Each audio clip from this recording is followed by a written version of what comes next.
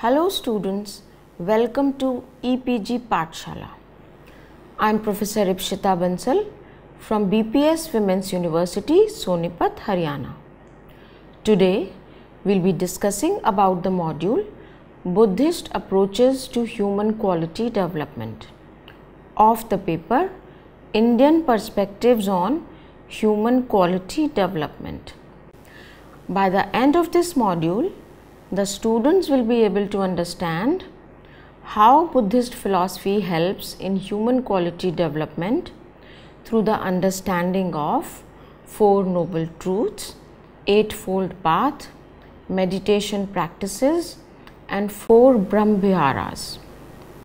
In today's technologically and scientifically developed society, people enjoy full pleasures, but together with the sense of pleasure, they have a feeling of fear, hatred, jealousy and insecurity.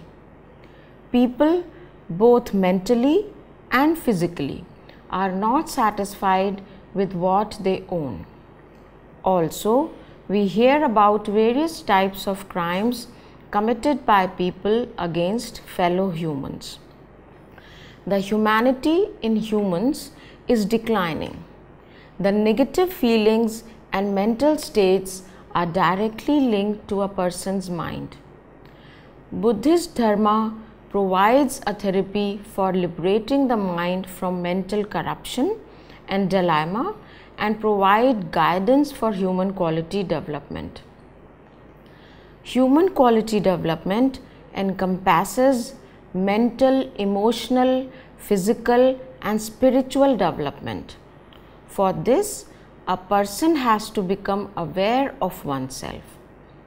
For developing self, person can take refuge in the teachings of Buddha, which emphasize on self-development, self-reliance and compassion for all. Gautam Buddha says, you can search throughout the entire universe for someone who is more deserving of your love and affection than you are yourself, and that person is not to be found anywhere. You yourself, as much as anybody in the entire universe, deserve your love and affection. There is a need to develop healthy self-concept, which can be derived from within. Instead of judging oneself on the basis of opinions of others, self-esteem must result from self-reflection, self-analysis and self-acceptance. A healthy self-concept enables a person to have confidence and peace, and hence an ability to handle whatever comes their way. In order to possess a positive or healthy self-concept, a person must know oneself, love oneself and be true to oneself. For building a healthy self, we can take refuge in the teachings of Gautam Buddha. Concept of Anatman, the impermanent self. Gautam Buddha put forth the concept of Anatta or Anatman, which says that self is impermanent. Everything in this world exists on its own and is not permanent but exists for a moment. So why the attachment to things and people? He emphasized on understanding the true nature of things or events. Buddha always emphasized on changing the self first to bring about a change in the world. He said, only a man himself can be master of himself. Who else outside could be his master? When the master and servants are one, then there is true help and self-possession. Buddha saw the self as a construction rather than an entity that exists and can be observed directly. Buddha drew parallels between the construction of a self and the construction of a house. According to the Pali Canon, when he attained enlightenment, He said, "I see you, house builder, you will not build this house again." Studying Buddhism means studying oneself, that is, understanding the very nature of mind. Gautam Buddha focused on day-to-day life of an individual. He showed the path towards making a peaceful and healthy mind.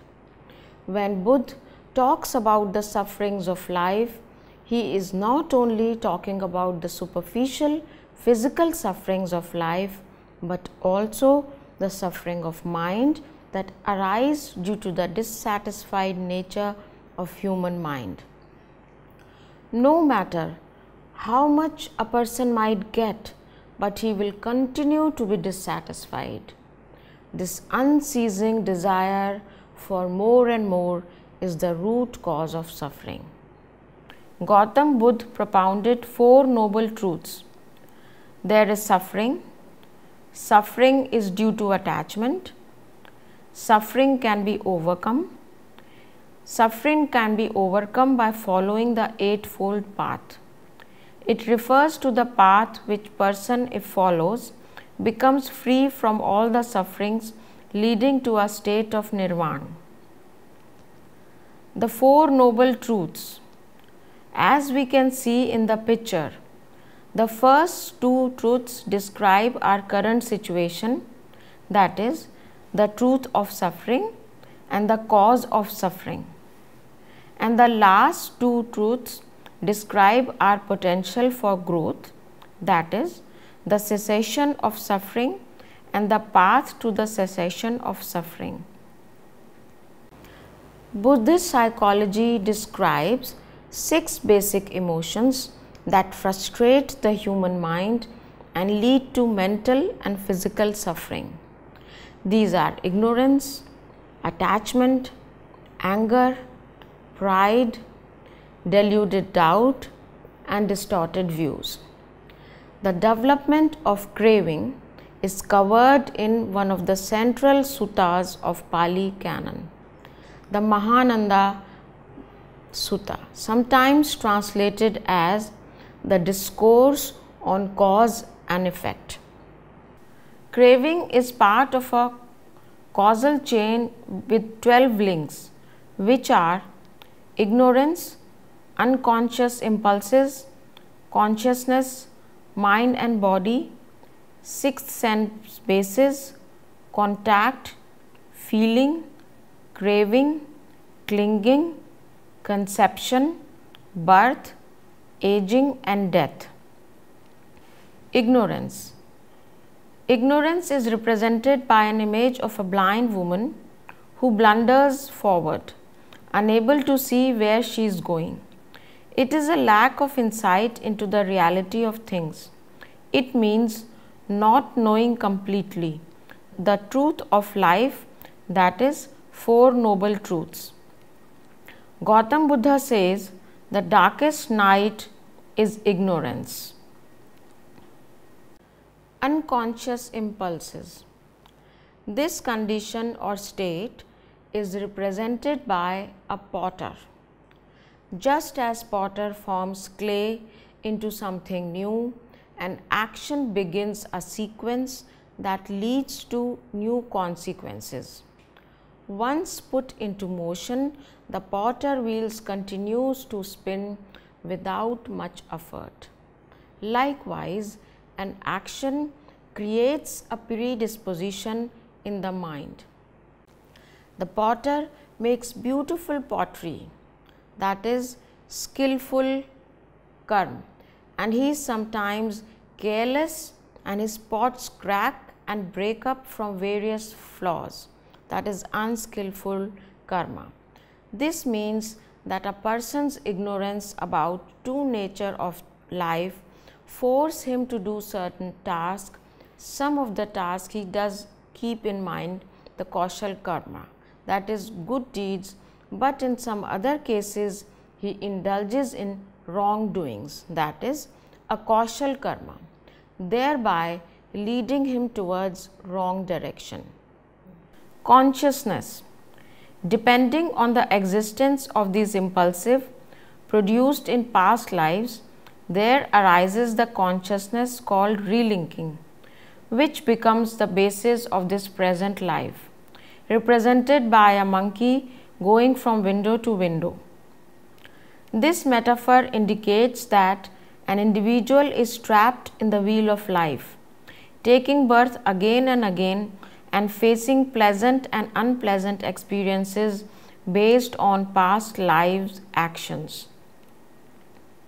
Mind and body. Dependent upon relinking consciousness, there is the arising of mind and body, depicted by people sitting in a boat with one of them steering.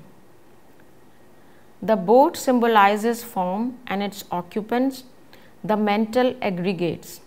Mind is doing the work of handling or steering the boat of psychophysical states on the river of cravings. Body is the passive passenger.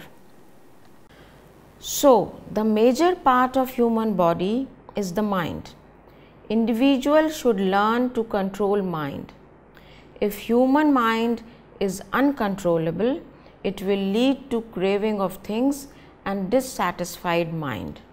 For complete control of mind, there is need to practice meditation to develop mindfulness. 6 sense bases. With the coming into existence of mind body, there is the arising of the 6 sense spheres, which is depicted by a house with 6 windows and a door. The senses are the portals whereby an individual gain an impression of the world. Each of the senses is the manifestation of desires to experience things in a particular way. These 6 senses are eye, ear, nose, tongue, touch, and mind. And these are the basis for the reception of the various sorts of information which each can gather in the presence of correct conditions. This information falls under 6 headings corresponding to 6 spheres: sights, sounds, smells, tastes, tangibles, and thoughts. Beyond these 6 spheres of sense and their corresponding 6 objective spheres, we know nothing. All our experience is limited by the senses and their objects, with the mind counted as the 6th. The 5 outer senses collect data only in the present, but mind, the 6th, where the information is collected and processed. So, this calls for controlling the 6 senses and creating a balance between the mind and the senses. Contact. The 6 sense spheres results in the next link, contact. This is depicted by a couple embracing, the contact of these sense organs with the objects. With this link, the psychophysical organism begins to interact with the world. Here comes the stage of sexual conduct. But when this needs become uncontrollable, this leads to wrong deeds of sexual misconduct. Feelings. Feelings are symbolized by an eye pierced by an arrow. Even a very small condition causes a great deal of feeling in the eye. Likewise, no matter what kind of feeling people experience, painful or pleasurable, they are driven by it and conditioned by it. Their actions are being guided by them. Craving. When feelings arise, cravings are produced, which is represented by a person drinking alcohol. Even though it harms, no matter how much a person drinks, he just keeps on drinking. Also known as attachment, it is a mental factor that increases desire without any satisfaction. What is needed here is mindfulness, that is sati, as is called in Buddhist thought. for without it, no dharma at all can be practiced, while one will be swept away by the force of past habits and let craving and attachments increase themselves within one's heart. When one does have mindfulness, one may and can know this is a pleasant feeling, this is unpleasant feeling, and this is neither pleasant nor unpleasant feeling. And such contemplation of feelings leads one to understand and beware of greed, aversion, and delusion. Clinging. When the karma of further craving is produced, there arises grasping, represented by a monkey reaching for a fruit. Also known as clinging, it means mentally grabbing at object one desires. Because of this clinging, which is described as craving in a high degree, a person becomes a slave of passion. Conception, represented by a woman in late pregnancy. Just as she is about to bring forth a fully developed child, the karma that will produce the next lifetime is fully potential Z through though not yet manifest. Birth. This link is represented by a woman giving birth to a child. Birth, as one might expect, is shown as a mother in the process of childbirth, a painful activity and a reminder of how dukh cannot be avoided in life. Aging and death. The final link is represented by a dying person. Aging is both progressive, occurring every moment of our lifetime, and degenerative, which leads to death. It means nothing is permanent, so one should not cling to different things. So what matters is the good deeds, and that person should perform when he is alive. Since human mind is crowded with ignorance, people do not know how to conduct their lives, so they blindly follow their desires and cling to it.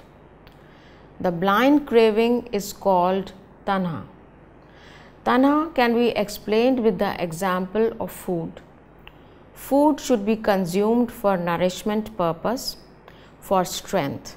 But when people cling to food, then tanha arises because they take food not for nourishment but for taste. This will not only affect health but also leads to social costs with overconsumption. The opposite of tanha is chanda, that is mindfulness, clear comprehension. Cultivation of chanda will help in purity of mind and will bring harmony and peace in the environment. Buddha says, he has the most who is most content with the least. A very powerful lesson in contentment. The Mahanidana Sutta, that is Bhikkhu Bodhi, also makes reference to a secondary sequence from craving through clinging. It proceeds through the following steps: craving, pursuit, gain, decision making, desire and lust, and attachments. Once we blindly go after something, we pursue it, try to gain it, and make decisions accordingly. During this process, attachment develops with the thing, and in order to save the thing from other people, we perform various evil tasks.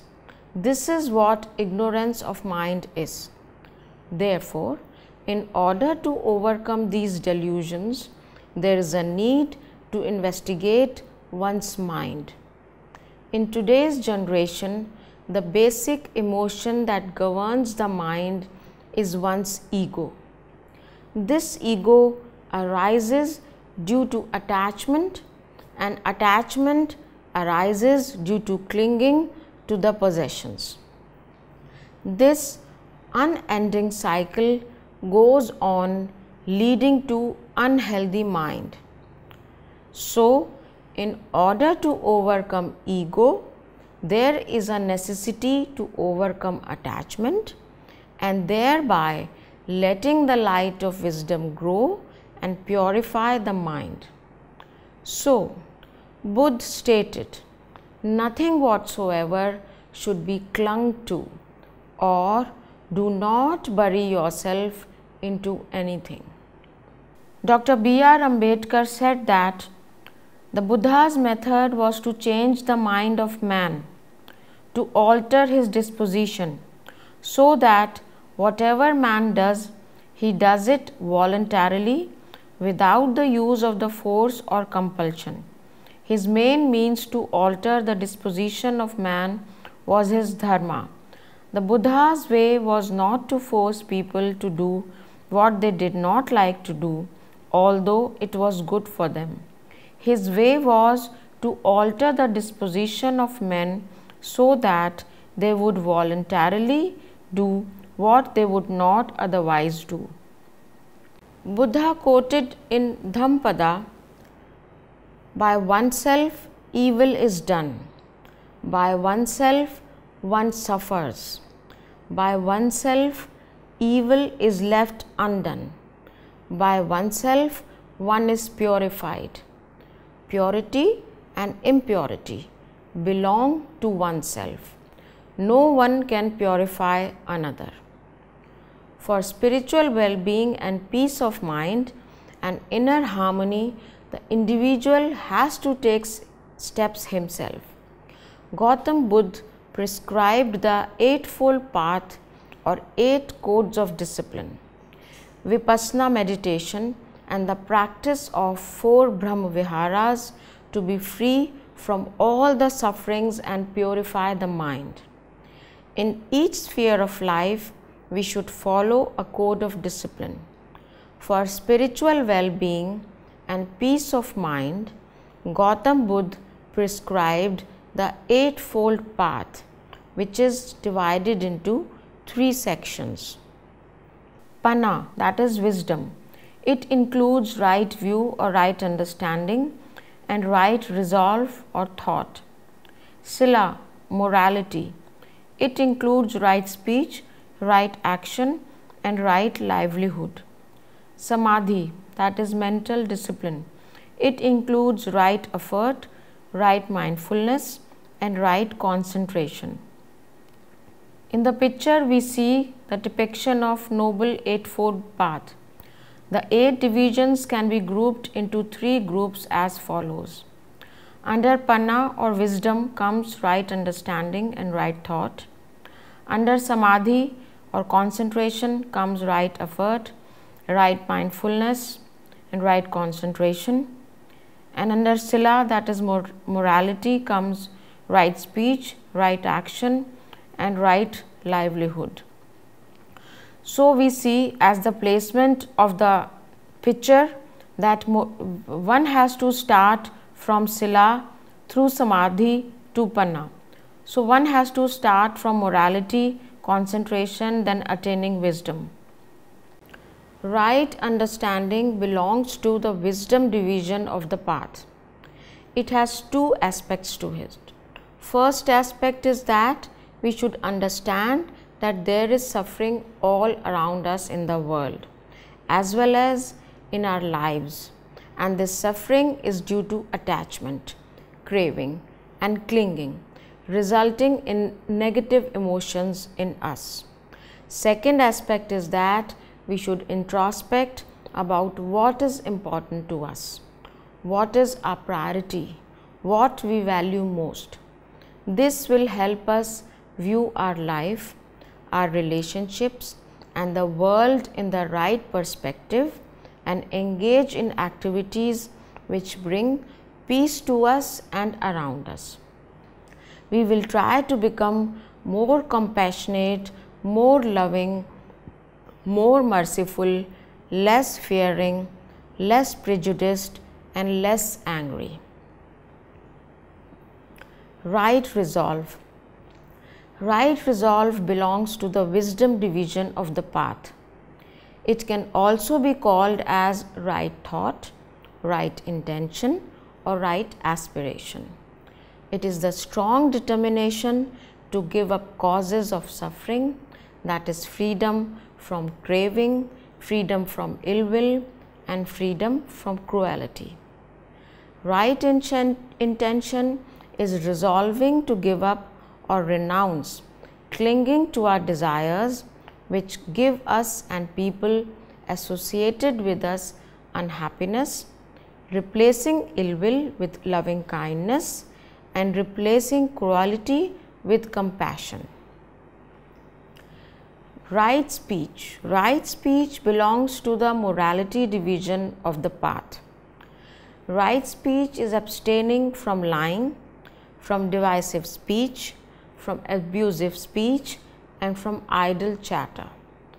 Whenever one is engaging in speech, one should reflect whether one's speech is likely to harm oneself or others.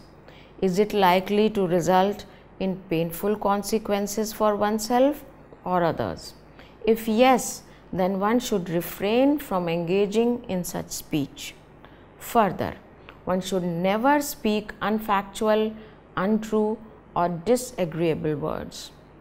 If something is factual and true but disagreeable, then it should be spoken only when it serves a purpose, that too at a proper time. Only that should be spoken which is true as well as beneficial at the right time. Right action. Right action belongs to the morality division of the path. It is abstaining from killing, stealing, and sexual misconduct. Abstaining from killing includes not killing human beings, animals, birds, and any other living creature. Stealing includes taking by stealth, by force, by fraud, or by deceit. Here, both the intention and the act matters. In Buddhism, right action is judged by the mental state. A wrong action has its basis in the mental state dominated by greed, hatred, ignorance of right and wrong. It is not easy to stop wrong actions abruptly.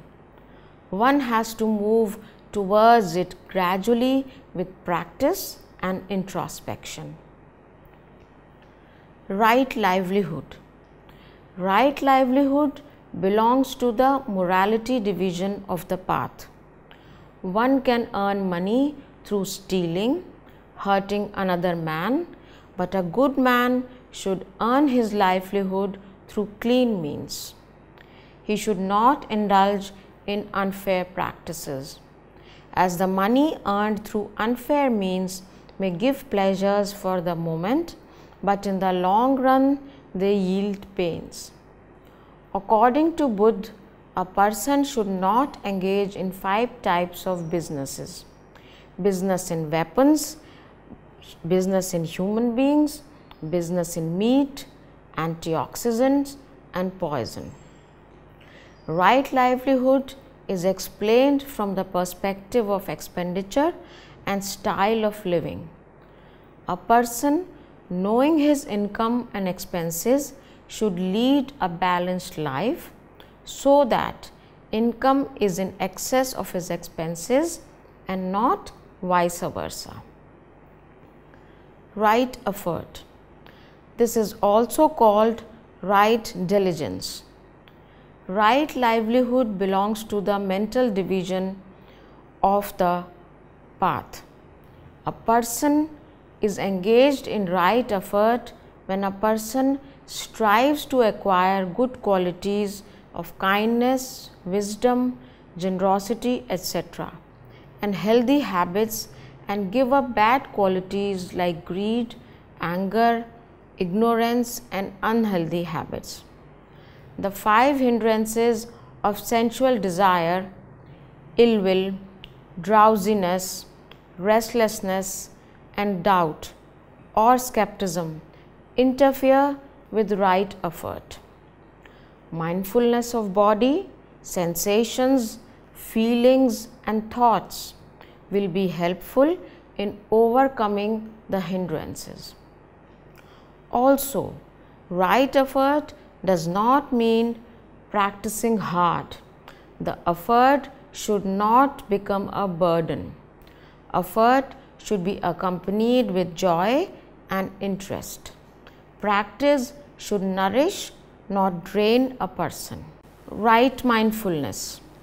Right mindfulness belongs to the mental discipline division of the path. While practicing right mindfulness, the mind is trained to remain alert, open and calm, and firmly in the present moment, not delving into the past and the future with their regrets, guilts, fears and ambitions. It leads to development of serenity as well as insight. With right mindfulness, the person observes and absorbs the situation with accuracy, thus leading to right decisions and actions. Right concentration. Right concentration also belongs to the mental discipline division of the path. Right concentration consists of one-pointedness or focus of mind on a particular object, balanced with getting together of dispersed and scattered mental thoughts in a calm unity. So, the right concentration is the singleness of the mind, equipped with 7 factors of right understanding, right resolve, right speech, right action, right livelihood, right effort and right mindfulness, as these cannot be achieved without right concentration. These are the eightfold code of discipline that will lead an individual to the path of success. In Buddhism, human quality is given utmost importance. Human nature is supposed to be pure, and all its impurities arise because of a kaushal karma, that is wrong deeds, whether in words, speech or action. So there is a need to do kushal karma, that is good deeds. Noble speech and silence play an important role in peaceful conflict outcomes and in motivating people. The art of listening while remaining silent at crucial moments helps alleviate discord and arrive at negotiated solutions. So we can say, under right view, know the truth, right intention, free your mind of evil, right speech, say nothing that hurts others, right action, work for the good of others, right livelihood, respect life, right effort, resist evil, right concentration, practice meditation, and right mindfulness, that is control your thoughts. Once, with respect to meditation practices, Buddha was asked, "What have you gained from meditation?" He replied, "Nothing." However, Buddha said, "Let me tell you what I lost. I lost anger, anxiety, depression, insecurity, fear of old age and death." Vipassana meditation. Vipassana, a meditation technique rediscovered by Gautam Buddha, is a technique of self-realization through self-observation. It is an art of living which promotes conscious lifestyle changes, enhances concentration of mind and facilitates deeper psychological introspection to bring about lasting behavioral changes. Vipassana, which means insight or to see things as they really are in Pali, is the essence of the Buddha's teachings. It leads to the realization of three aspects of reality, that is, impermanence, suffering, and realization of non-self discussed earlier. It is a straightforward way to achieve peace of mind and to live a happy, useful life. It equips one with the inner strength to face the hardships of life in a calm, balanced manner and gain mastery over one's mind. It is a practical, experiential way of understanding the mind matter, phenomena and purifying one's mind of underlying negatives. Samatha meditation. This is the Buddhist technique of calming of the mind and its formations. This is practiced by one-pointed meditation through mindfulness of breathing. 4 Brahma-viharas or divine abode. The Buddha asked his followers to practice the modes of sublime state or 4 supreme psychological states, that is Brahma-viharas, that each individual should cultivate and develop for the happiness and welfare of oneself and all sentient beings. The Brahma-viharas are incompatible with hating state of mind, and so they are Brahm or divine. They are abode as they should become our mind's continuous home. The first Brahma-vihara or divine mode is metta. It means practice of loving kindness and development of unconditional love for all beings. This is also a kind of meditation. The vice of anger can be subdued through the practice of metta. This can be developed by nurturing sincere efforts and wishes for the welfare and happiness of all living beings without exception. Thus, calmness and peace will reign in the whole world if the metta bhavana is practiced on a universal scale. The second divine abode is karuna. It means compassion. When one has loving kindness to all beings, one would be psychologically moved and will take action when one sees a living being in an unfortunate situation. Compassion reconciles us to our destiny by showing us and making us feel the life of others, which is often harder than ours. The third divine abode is mudita. It means sympathetic joy. It is an altruistic happiness born at the sight of another's happiness. This is mudita. The practice of mudita bhavana helps in subduing the vice of jealousy. It teaches one to feel happy and liberal in others' prosperity. The fourth divine abode is upekha. It means equanimity. People should calmly go through both the situations of suffering as well as happiness.